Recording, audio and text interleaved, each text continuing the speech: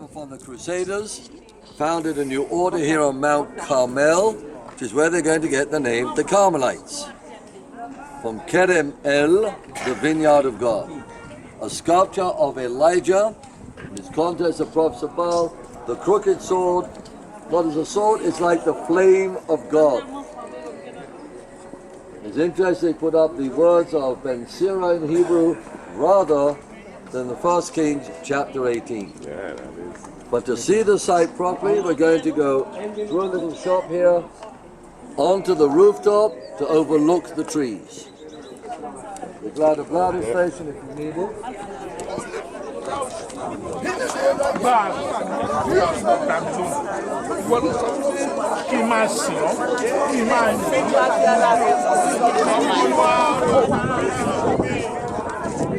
That's why I get this northwestern wind and the rains coming in over the coastal plain, the lowlands, the highlands, confronted by the Syrian-African rift that you've traveled up, parallel to the coastline. We're from here right now. We've got Lower Galilee. Upper Galilee, I'm not quite clear enough.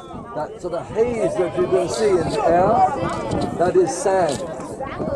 That's off of the Great Arabian Desert. We get normally sandstorms in the spring and the fall. Some of them are so bad you can't see your hand in front of your face. So in the Passover story, we're talking about a darkness that they could feel. How do you feel darkness? Sandstorm. A great big cloud of sand. So that's over Mount Hermon. From Upper Galilee, the higher mountains, to Lower Galilee, we've still got Mount Tabor. Now looking in the opposite direction. We look from there to here. Now we're looking from here to there. So Mount Tabor. Nazareth on the top of the mountain, like that eagle's nest. The hill of Moreh. The left side, Endor. In the middle, we've got Nain. To the right side, Shunem. The Shunem is now coming from the pointed mountain, so that's why a Shunammite woman is bringing in Elisha to raise a boy in the upper chamber. In the distance, the Gilead, famed for the balm of Gilead, being carried by the Ishmaelites when they collected Joseph on their way to Egypt. Mount Gilboa. Now we've got even a better view of a tall mountain, the mountain of Samaria. See the big one in the distance? Straight the way down.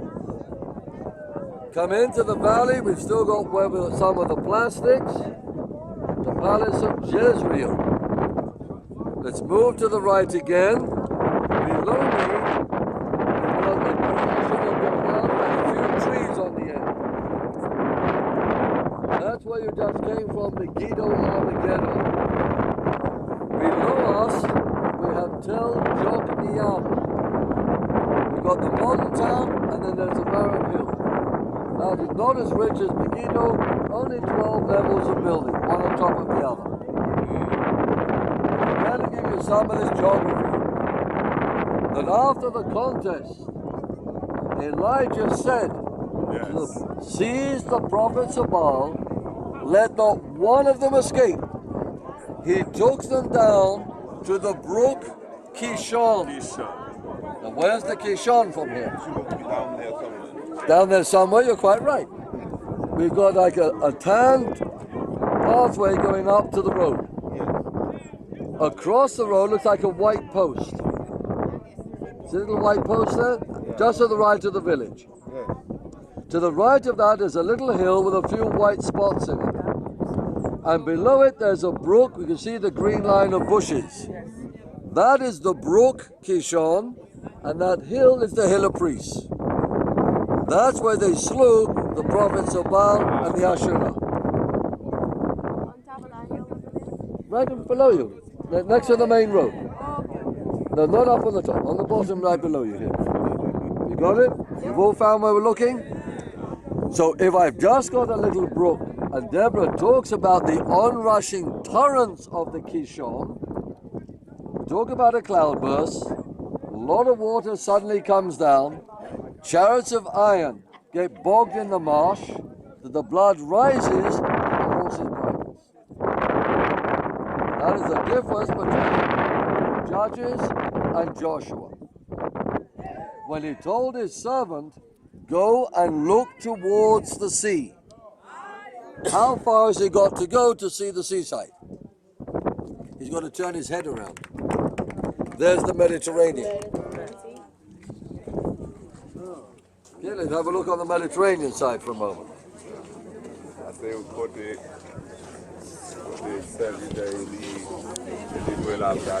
you can see the signs. Lebanon is just to the north of me.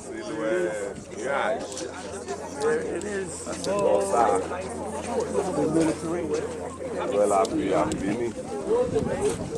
Okay, so we didn't have to go very far really, except just get the other side of the group to be able to see the Mediterranean coastline.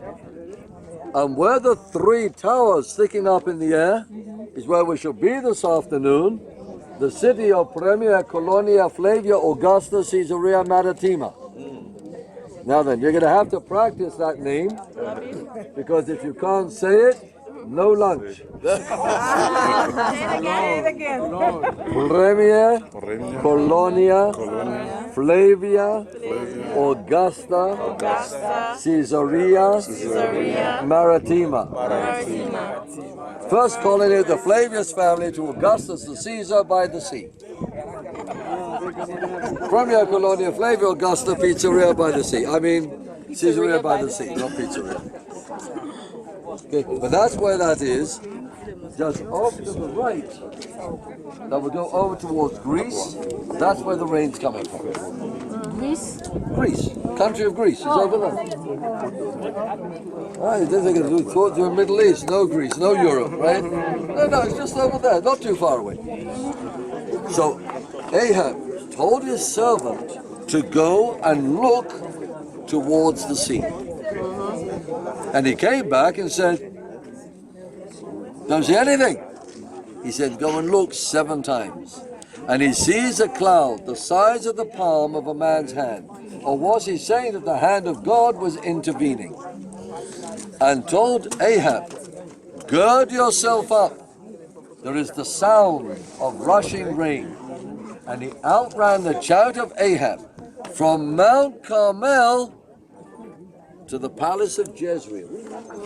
He has to outrun a chariot for some 25 miles before the rain comes down. This guy would have done very well in the New York or Boston Marathon. They should have sent him to the Olympics as a long-distance runner.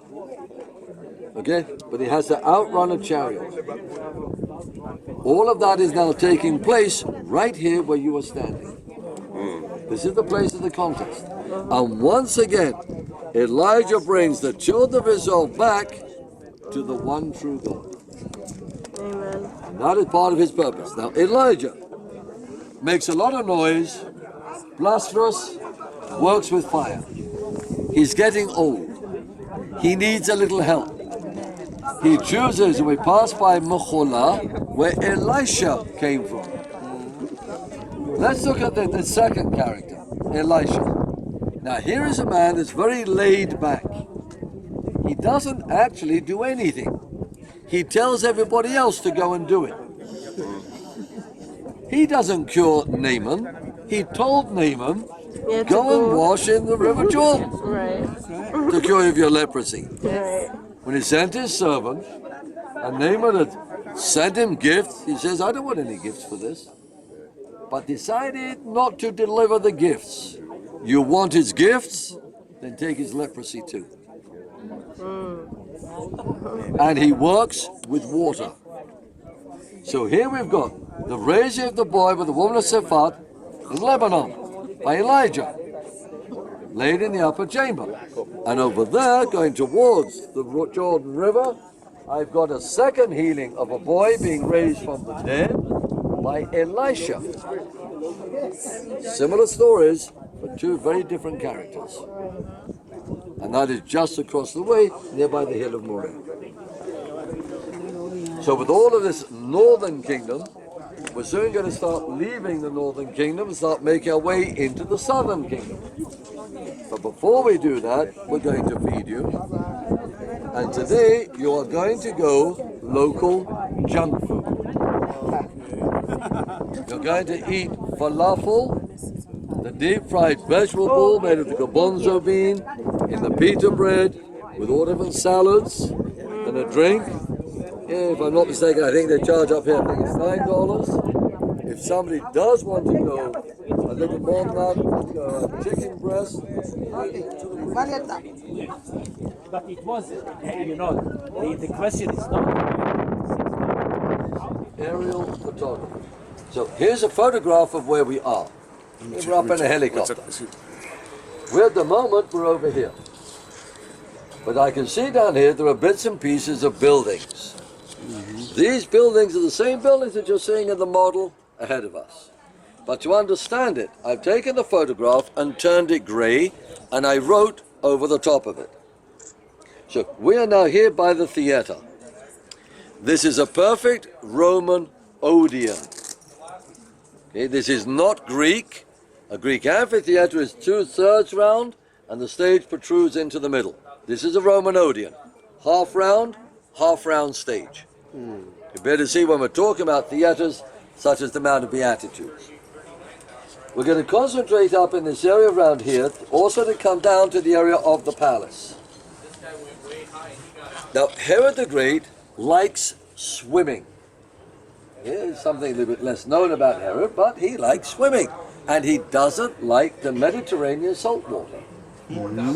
So he has not got enough springs here for a Roman city with all the nymphaeums and what have you and fountains. He has to go somewhere else to find water. And he finds it by Mount Carmel. So we saw part of an aqueduct coming towards this area. When I finished here, we're going to come over here and see this massive aqueduct. And underneath his palace, which is, where is his palace located? Right there, through that gate. Okay, but I'm going to do the theater, then we come around, we'll look at the palace, and then come back out again. Because this is the main concentration that's important to us at the moment. And underneath his palace here are massive water systems. But now then, he's got the Olympics. What happens when you get around the Olympics? Doesn't matter if it's Los Angeles, it doesn't matter if it's in Spain somewhere, or if it's in England next year. What are you going to do?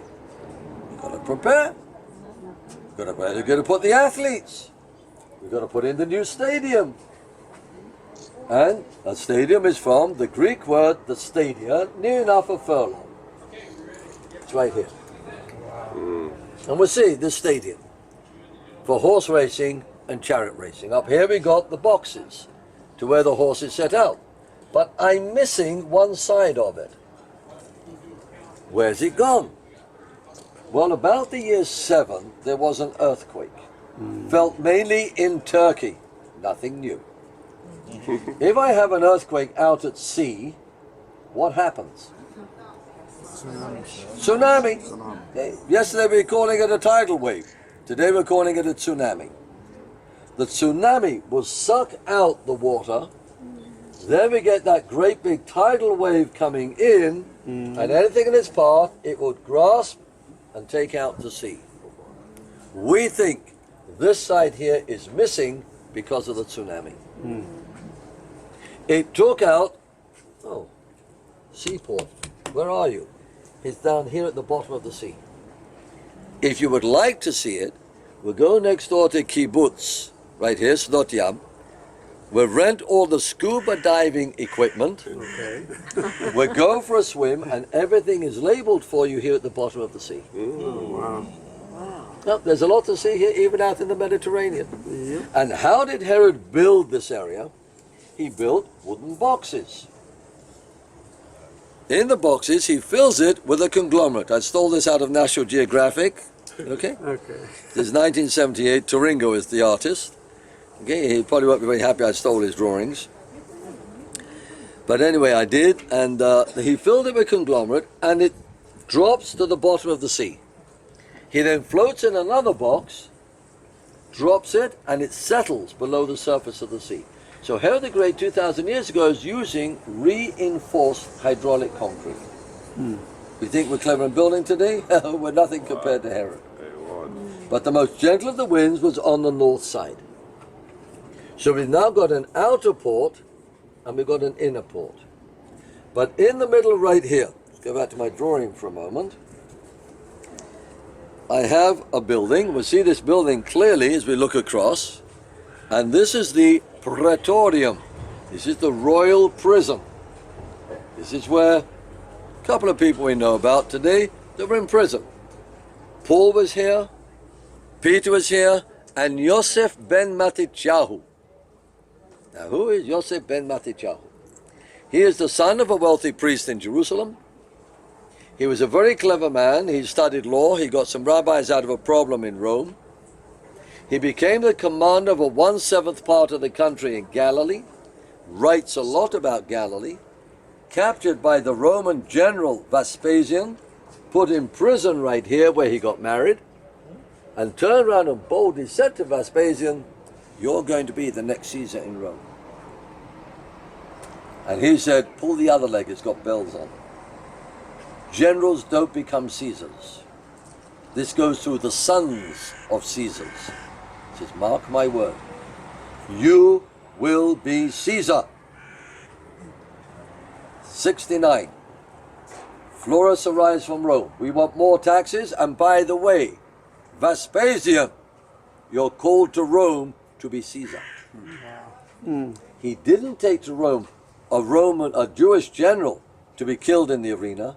He took a prophet. He just got his head back. He wasn't going to lose it now. So he Latinized his name from Yosef ben Matityahu to Josephus Flavius. And without him, we would never know what's happening.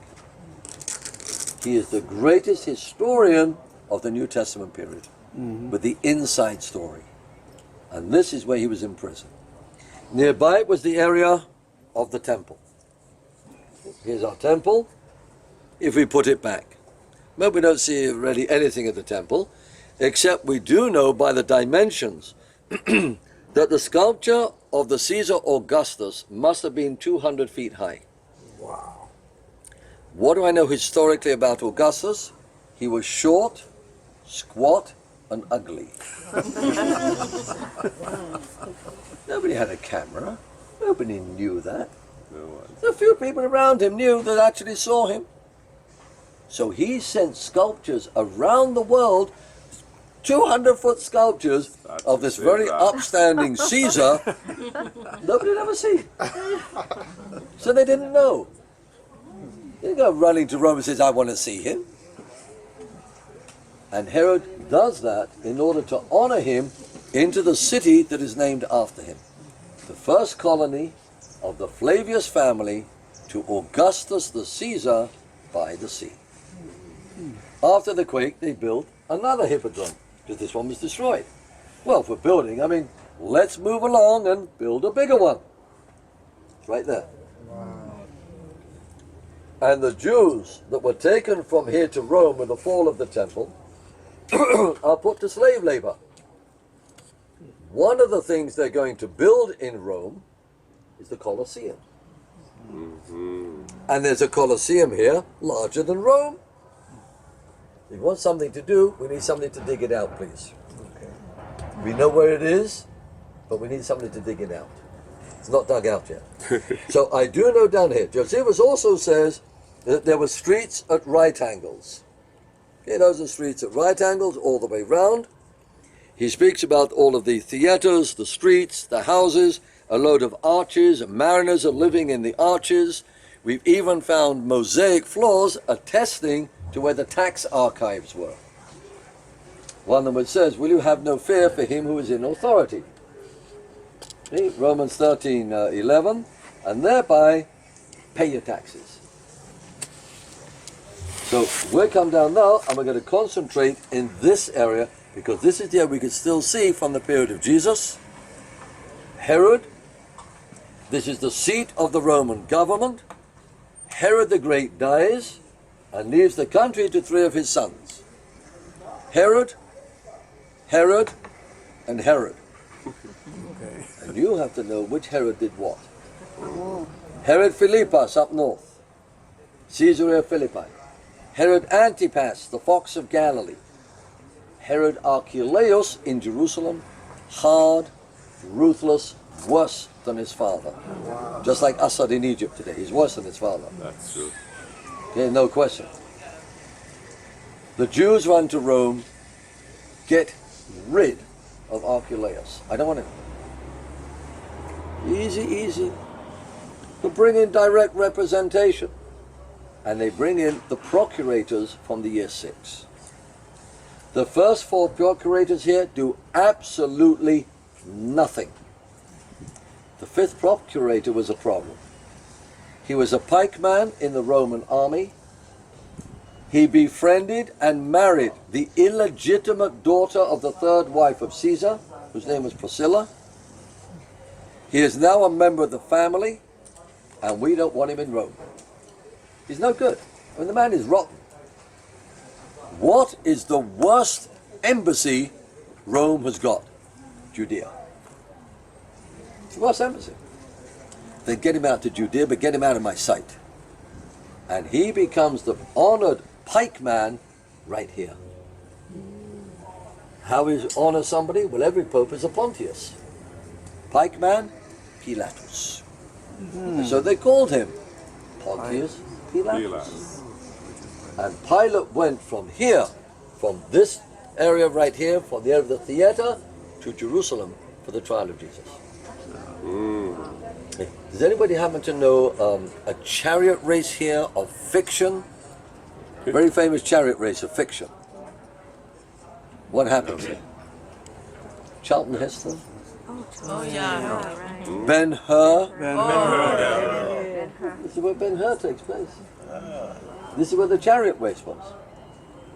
Okay, but it's later than this one. He would have been in that one because it's already going to meet with Jesus. At the end of the movie, he meets with Jesus. Okay, so this one has already been taken out by the earthquake. So let's come down. We'll take a look first at a couple of sculptures. We'll take a look at the theater. Then we'll walk from the theater down a little way. We go backstage, have a look at some of the palace, and then we'll be returning through this gate this way. We'll also see some of this 1 stadia long race, which is why it's called a stadium, or a hippodrome. Hippos is a horse. Fertility in the east. And if that's her foot, what more can we tell you? She got a great kick out of life. It's a woman's foot. Amen. Oui, qui symbolise I pied. wouldn't get too close. Diane. Smell at the feet. With all these corny jokes. So past those, you can work on it. There's a lot more.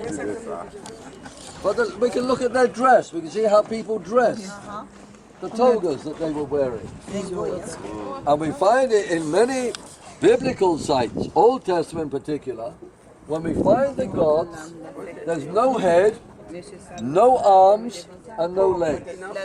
Only the torso. Reason? That God cannot think, He cannot do, and He cannot run. Useless. And that's why they broke off their heads, arms, and legs. We find that quite a lot. Having said that, the most important statue right here is right behind me. We clear around, and it's this one. What can we see? We can see there's a young boy. He's got curly hair. He's wearing a very simple type toga. And on the back of his shoulder, he's got a sheep. He's got a troublesome sheep. Now it would take a couple of seconds, maybe less even, to break the sheep's leg. It will take 6 weeks carrying him on the back of the shoulder in order to repair the leg. Feed him, he will learn the smell of the body, the sound of the shepherd's voice. He will never leave that shepherd. In fact, he becomes a lead sheep, and he will lead me beside still waters. He won't push me down there. Now in the evening time, the shepherd will take all of his sheep and is going to put them into a pen. He will then sleep over the doorway, the entrance exit, that if a wild animal comes, who cops out first? The shepherd. And in the morning he'd get up and make his way, the sheep will follow. So our shepherd is prepared to lay his life down for his sheep and has just become the gateway. That is the life of the good shepherd. That's our statue of the good shepherd. It's the first one of its kind ever found. We found several since then. But in the meantime, let's turn to the right and start looking over this part. Very much larger than we see today. How do I know that? It's this outer line of stone here, should have an archway, and a whole block of seats are missing. I'm going to see 2 blocks, there should be 3 blocks. Now we're going to the theater to have a good time.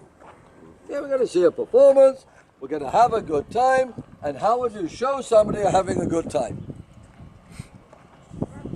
How do you show them you're having a good time? Making noise. You eat. Now think about this. Somebody has a baby, we all get together, we eat. Somebody gets married, we all get together. We eat. Somebody just died. We eat. We're eating again. That's true. And out here you get your ice creams, your Coca-Colas. Wow. Now then, the Romans did too much of the eating. So he has a slave boy that has a feather that tickles the back of your throat to make you vomit, to make room to eat. And so, I can see the entrance of the theater, but what's that other room? It's the vomitarium.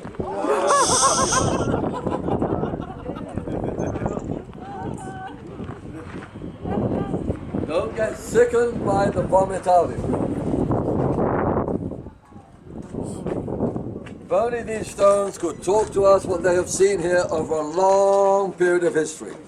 Number 1, everything was plastered. The stone is beach rock. And you're walking in like many Roman noblemen have a seat in the theater.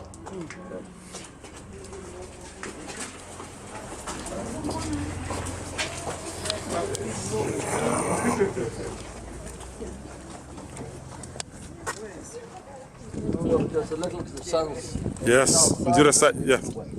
Yes. In the Odeons, Roman theatres. Go to England, the movie house is an Odeon, usually. It reminds us of the ancient theatres. Now, this theatre was largely rebuilt in 1971, and they opened it with a very powerful play of Samson and Delilah. But when they opened it, they thought your rump was flat. The Romans realized it was rounded. And I'm sure everybody's brought their own cushions with them. The place that I've chosen to sit, in point of fact, is the royal box. That's right here. Now below all of this, there should be a wall coming around the base.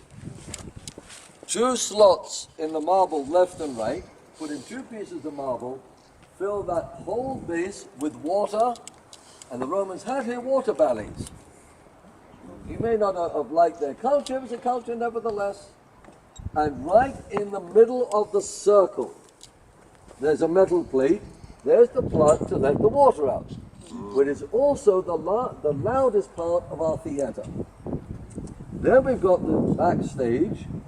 Beyond the stage in front should be 3 gates with what is called the scenophrons, or scenery, that was so high the fellow on the top seat of the 3rd tier did not come here to see the Mediterranean.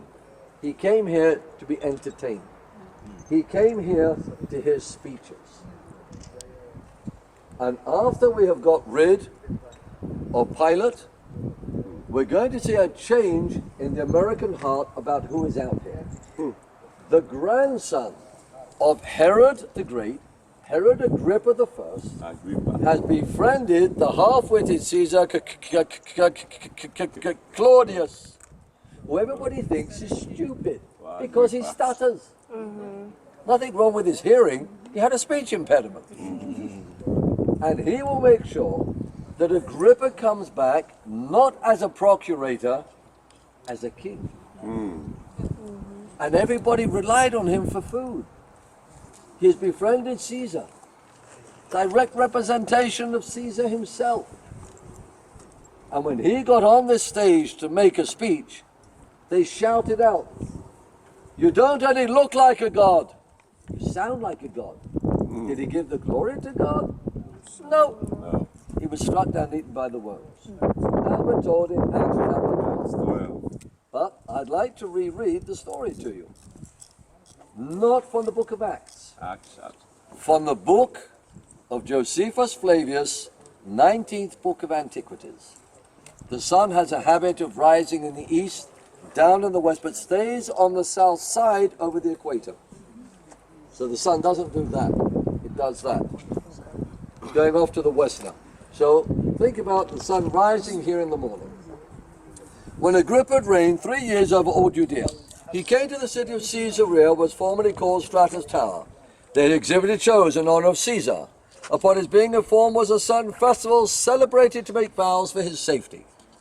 At which festival a great multitude was gotten together of the principal persons and such as were of dignity through his province. On the second day of which shows, now listen carefully, he put on a garment made wholly of silver and of a texture truly wonderful. He came into a theater early in the morning. Have you seen Jewish people talking? Because if you want to stop him talking, tie his hands behind his back. Okay? Italians have got nothing on the Jews. Okay? Everything. Talking. You think everybody out here is having a row. A lot of gesticulation. He came into theater early in the morning. The sun is rising in the east. He's on the stage.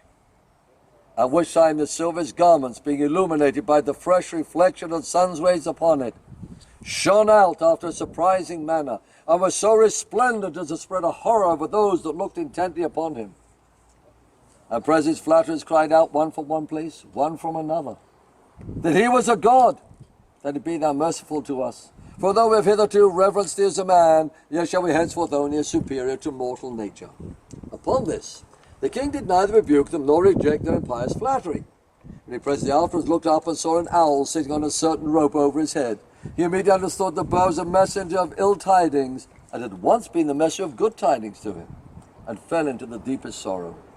A severe pain arose in his belly, and began in a most violent manner.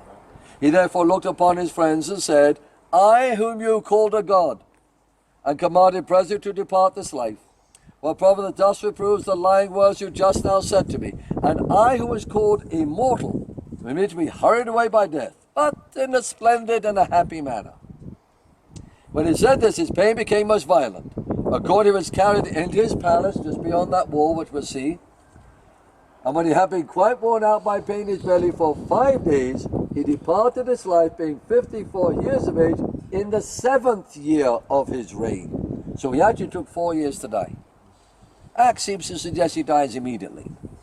Josephus says 4 years. His son, Agrippa II, becomes the king, with all the power of Rome.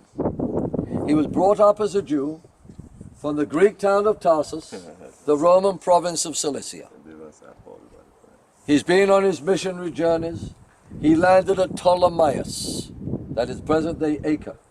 He comes down the coastline to his very good friend right here, Philip the Evangelist. He's preaching the gospel through Samaria, all the way through Azotus, present-day Ashdod, coming back to Caesarea. Agabus is trying to convince him, don't go to Jerusalem, they're after you. He binds his hands and he insists on going to Jerusalem. He sought permission to speak to the people in Hebrew. We said Aramaic Galilee, Hebrew Jerusalem. People pray. What was it? His Hebrew's pretty good, you know. What's he got to say out there? There's a language attraction. He's thrown into the prison. We'll see where the prison area is in Jerusalem. When the Lord stood by him and said, Paul, take courage, for as you have borne witness in Jerusalem, so you will also bear witness in Rome. He comes by way of the Antipatris fortress. In Acts 23, the foot soldiers go back, the cavalry brings him on to Caesarea, and we shall hear you. when your accusers arrive, and commanded him to Herod's praetorium. So we're going to see, where is Herod's praetorium? Now, as far as Herod's praetorium is concerned, he's going to stand trial, but there's a couple of smaller trials, but the major trial from the book of Acts we'll come into in a moment, is going to be in front of Agrippa, a Jew. He that now adopted Judaism, has married his sister Bernice, that is Greek culture, and is commander of a Roman province. So both have a Jewish, Greek, Roman background. It's important to know that. When on the morrow, in Acts in chapter 25, Agrippa and Bernice came with great pomp, and they entered the audience hall with the military tribunes and the prominent men of the city. So imagine it's filled with beautiful white togas, golden brooches, helmets glistening in the sunlight. Then by command of Festus, Paul was brought in and probably stood by that hole. He can't go on stage as a prisoner. And Festus said, King Agrippa, seated in front of you at the royal lodge, and all are present with us. You see this man about whole Jewish people petition me, both here and in Jerusalem, shouting not to live any longer. I found it done nothing deserving death. As he himself appealed to the emperor, I decided to send him. But there's nothing to write about it. So, my lord, therefore I brought him before you, and especially before you, King Agrippa, that after you have examined him, I may have something to write. It seems to be unreasonable in sending a prisoner not to indicate the charges against him. Now we know what the trial is all about. Be able to send him to Rome. Act 26, Agrippa said to Paul, you have permission to speak for yourself. Paul stretched out his hand and made his defense. I think myself fought this before you, King Agrippa, to make my defense today against all the accusations of the Jews, because you are especially familiar with all customs and controversies of the Jews. Therefore I beg you, listen to me patiently. Besides which, you happen to be a personal friend of Caesar's, and I want to talk to Caesar. Very important trial for Paul. My manner of life from my youth spent from the beginning amongst my own nation at Jerusalem is known by all the Jews. They know for a long time they're willing to testify. According to the strictest part of our religion, I've lived as a Pharisee, those who interpret the law and believe in resurrection. Opposed, Sadducee, looks at the letter of the law and does not believe in resurrection, which is probably why he was sad, you see. And now I stand on trial for hope in the promise made by God to our fathers, which our 12 tribes hope to attain as they earnestly worship night and day. For this hope, I'm accused by the Jews. O King, why is it so incredible by any of you that God raises the dead? I myself was convinced ought to do many things opposed in the name of Jesus of Nazareth. It's in Jerusalem. Not only shut up many of the saints imprisoned by authority from the chief priests, but when they were put to death, I cast my vote against them. Excuse me, Paul, you telling me the Sanhedrin had power to kill? Yes. We spoke about one this morning. It was called stoning. High place, rocks on the chest. Decapitation. Drowning. Or giving poison to burn out the guy's guts. But they did not want to go into history as a bloody Sanhedrin. Why didn't you deal with Jesus? No idea. But if you're into reading, read the book of Jesus of Nazareth by Chaim Cohen, former Chief Justice of the State of Israel, looking at Jewish and Roman law. He tried to reconstruct what may have happened in that trial. I punished them often in all the synagogues and tried to make them blaspheme. In a rage of fury against my persecution, even to foreign cities. Thus I journeyed to Damascus. As he thus made his defense, Festus said with a loud voice, Paul, you're mad. Your great learning, it's turning you mad. I'm not mad, most excellent Festus. I speak the sober truth. The king knows about these things. It wasn't done in a corner. King Agrippa, do you believe the prophets? Yes. I know that you believe. In a short time, you think you're going to make me a Christian? Whether short or long, I would to God. But not only you, but also all who hear me this day, I become such as I am, except for these chains. Paul, half bedraggled to death, is taken from this theater back to the Praetorium, awaiting other prisoners. I don't even know why he's appealed to Rome. I find no guilt in him, but it's his prerogative. He's a Roman citizen. This is the city of Peter. So who have we got here? City of 4 P's. Peter, Paul, Pilate, and Philip. Those are the 4 P's we've spoken of. As we come down to take a look at this site, because if Paul was not on trial there, I got news for you. None of you would be Christians. Si Paul pat en jugement là, yon nan nou pat ap chrétien. And nobody built a church on it. Absolutely amazing. But we're going to come down and see it. Make our way down these steps. Somebody who doesn't want to do the steps, outer theater, turn left, follow the building around left. You'll come down here by the tree. We'll meet you there. You can get some wonderful pictures back at this theater. Then we walk down a little way through the wall, have a look at the palace, the swimming pool of Herod, where's the hippodrome, and also a plaque, which is a dedication plaque by Pontius Pilatus to rebuild the Augustorium, the temple to Augustus, in the name of the man that was Caesar. His father-in-law, Tiberius. We see the plaque of Tiberium. The only time the name of Pilate has appeared anywhere in the Middle East outside of Scripture. Found right here. Peter, Philip, Paul, Philip, you spell that with a P, right? Philip, and Pilate.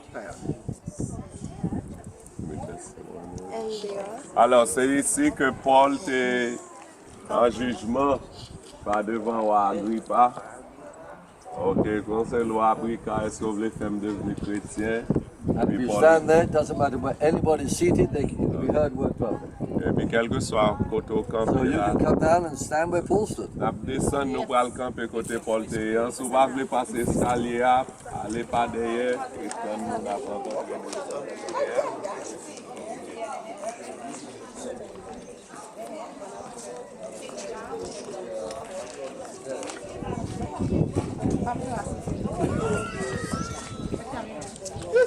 And when the body had rotted, that's expensive. You took the bones, fold them up into a bone box or an ossuary, which may answer a question for us. When somebody dies, he slept with his fathers.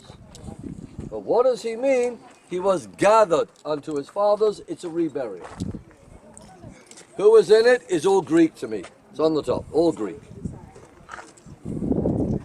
This is the place where a young man was brought up. He was born here by the name of Eusebius, a good friend of Queen Helena and King Constantine.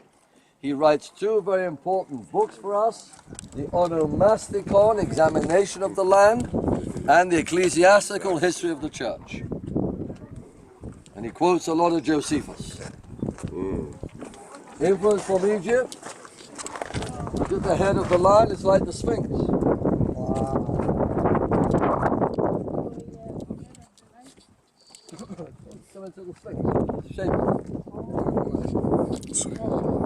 What's the riddle of the Sphinx?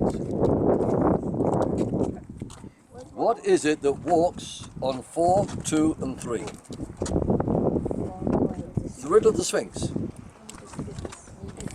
What is it that walks on 4, 2, and 3? 4, 2, and 3. It is man. When he's a baby, he walks on 4. He grows up, he walks on 2. Then he needs a cane to help him along. Oh, wow. It's the riddle of the Sphinx, very famous riddle. Paul was not here in Jesus' day or in Herod's day. This is Byzantine, it's 4th century. Wow. So where we're looking, we've got down here the area of the palace, okay, the Mediterranean line. Palace is here, we can see the pillars. Herod the Great swimming pool.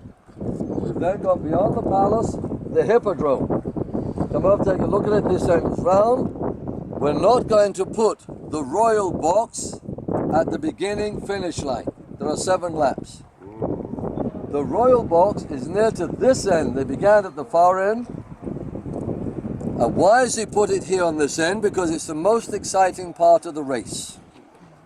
This is where they're going to take the bend and all these chariots are going to crash into each other. We're going to see toppling carriages and all sorts of things. That's exciting. When people want to go to a football game, we'll see these great big guys crash into each other. Yeah, that's fun, to make the touchdown. So that was the most exciting. But what I'll also see in front of that area are 3 stages. Why 3? First, second, and third prizes. In -7, the Olympics were held here. -7. That's Herod the Great. The 192nd Olympics. This is where it was held. Not in London, okay, not in Beijing, although I like Peking tongue, Peking chicken, rather than Beijing chicken, doesn't sound right. Okay, but we're all influenced by changes of names today. We might still have Peking duck, but you've got to go to Beijing to find it. The building at the end, that right at the end, is sitting right here. Now look carefully to the left. The land stops right there, but you can actually see the dark line in the water as it takes the turn. Look at the water, you see the line in the water. It's quiet enough today to be able to see it. So all of this is there of the outer port.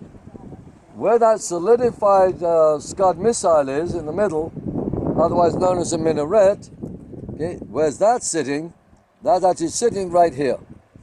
So just on the left of that is the inner port. This is where Paul set sail for Rome from. Probably this building right here. Right on the edge of the inner port to the outer port. Now Herod the Great's got a problem of dredging. And the most gentle of the winds, he says, is from the north. But if I follow in the spring and the fall, the current comes up, it turns around and goes out. He uses that. This swells with water. We have found a sluice gate, which he will then open, and that will drag the sand out and into the sea. This has very dangerous undercurrents, dragging everything out to sea. Herod used the elements to dredge his seaport. And it's got right down the water systems. Our hippodrome has been destroyed by an earthquake. It's the only empty place I can find in town, and it's right next to the palace. I point that out to you because listen to what Josephus says about Pilate. When Pilate, the procurator of Judea, removed the army from Caesarea to Jerusalem to take them into quarters there, in order to abolish the Jewish laws. Now imagine we got this guy that's hated by Rome, and he's coming to abolish my laws here. Yeah, never mind, we got to temples in Caesarea, but to stay out of Jerusalem. He's on his way to Jerusalem. So he introduced Caesar's effigies, which were upon ensigns, and brought them into the city, whereas our law forbids us the very making of images, on which account former procurators were wont to make their entry into the city with these similar ensigns. Pilate was the first who brought the images to Jerusalem. He set them up there, which was done without the knowledge of the people, because he did it at night time. But as soon as they knew it, they came in multitudes to Caesarea, and interceded with Pilate many days that he would remove the images. One would not grant the request, because it would tend to the injury of Caesar. While yet they persevered in their request. On the 6th day he ordered his soldiers to have their weapons privately. While he came and sat upon his judgment seat, which seat was prepared in an open place in the city. So I think he's sitting just over here, where this is taking place, over this old hippodrome. And the hippodrome had concealed the army that lay ready to oppress them. When the Jews petitioned him again, he gave a signal to the soldiers to encompass them, rout them, threaten them, and punishment. Kill the Jews when he took money from the temple to build an aqueduct.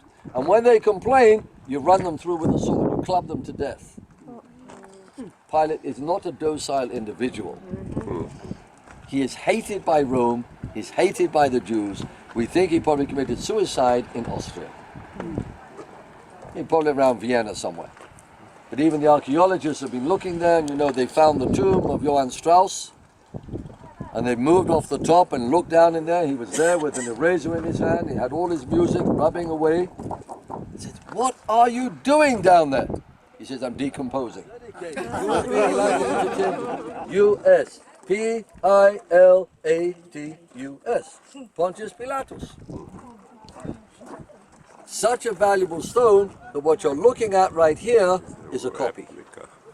The original is actually in Jerusalem. It's a very, very valuable stone archaeologically. Okay, from here, with Eusebius, what we pass is Rome. It's a woman well. What is that? Woman well. Et puis woman. What are they what? S'enfuit, oui, depuis notre fall, et what? Là, c'est dans mi-temps par les Aldéens. You see how it's cut into the rock of the building? This is where Herod has his swimming lessons. So that was a swimming pool. That's his swimming pool. But where's he bringing water from? All the way back there, Mount Carmel. Right, that's what we want. When we finish here, we're going to see where the aqueduct is. The end of the aqueduct, we can see it very clearly. They'll bring water here. Why does this not survive? Because there are not enough springs here. Or else we would have a major city here today. It can only survive with aqueducts. That's Not enough spring water. And that's why it doesn't survive over history, Caesarea.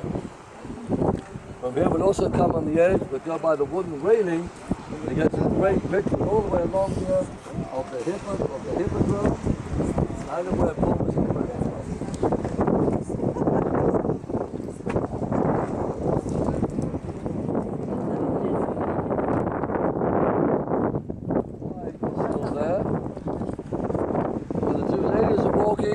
That is a Byzantine building, and it's built on top of the hippodrome.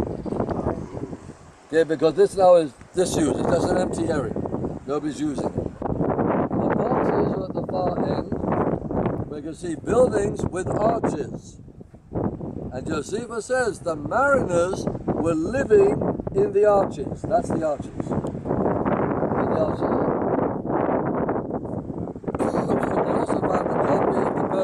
Romans of Mithra is found there, a couple of mosaics found on the top, but on the top, most of what is found now is Byzantine, not Roman. But we're more interested at the moment as getting back to that Roman period. And this was the royal box? That's where the royal box was. You see, in front of it, there are no seats. But a similar idea to what we saw there. So we don't disturb, but we look at the stages in front, the first, second, and third prizes. When you travel, you're going to travel on one side of the road, right or left? Now then, you travel on the right side of the road. England travels on the correct side. Why is it correct rather than right? Because if I was carrying a gun and I had the wall on my left, I can protect myself. If I travel on the right, I have to cross my body. If I'm carrying a whip, okay, you don't hit the horse, you crack it next to his ear. But it's on the roadside, I don't flip somebody on the paved area for pedestrians. So it is more logical to actually to travel on the left. Well, we haven't got modern day American European logic, we're still back to the Romans. They're traveling on the left, not on the right. Caribbean. Why? Because it was English. Right? Still left over from the English, the Caribbean. Although all the vehicles got the steering wheel on the wrong side. Very difficult going through the rainforest in the Caribbean. So we're traveling on the left, so the crash of the chariots is right here. That way from the stage I can see it clearly. And we can see all these banked up seats similar to what we saw inside, and the section that is missing. Now for Herod bringing in water all the way from Mount Carmel, we're going to make our way out of that gate onto the chariot. We've still got some sunlight left to go and see the aqueduct.